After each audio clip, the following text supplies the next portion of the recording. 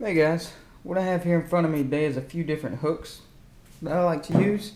But the hook we're going to be talking about today is the hook that I use more so than any other.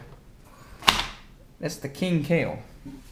And there's a lot of other hooks out there that's very similar to the King Cale. But there's only one King Cale. It's made by Eagle Claw.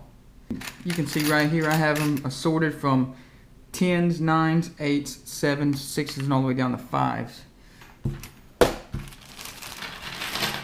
When using circle hooks like this for flatheads, even though this circle hook has a wide gap, circle hooks have a tendency to miss a lot of flatheads. And the reason being is their mouth shape. Flatheads have a very wide mouth, whereas blues and channel cats have a circular mouth. And these circle hooks right here are phenomenal for blues and channel cats.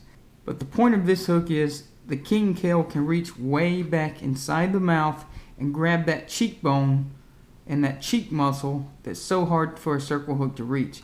Now sometimes these hooks will actually bury so deep inside the flathead's mouth that you can't get it out. Smaller cales like this one here, which is a 5/0, is great for using smaller baits such as river minnows or small bluegills for smaller flatheads. A warning with cale hooks is that cale hooks will snag pretty much anything you can imagine. If there's a log down there, it's going to snag it. If there's a stick, a root, a rock, it doesn't matter. This cale hook catches everything. The rule with cale hooks is where it lays is where it stays.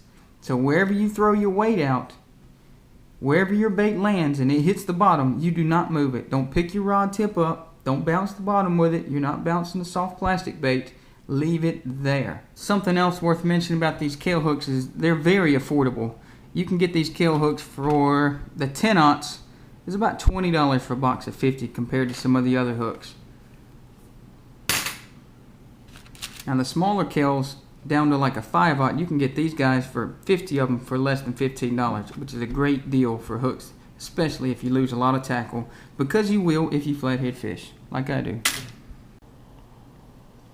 Alright guys, what I'm going to do real quick, I'm going to take a piece of line. I'm going to show you how I tie my cale hook.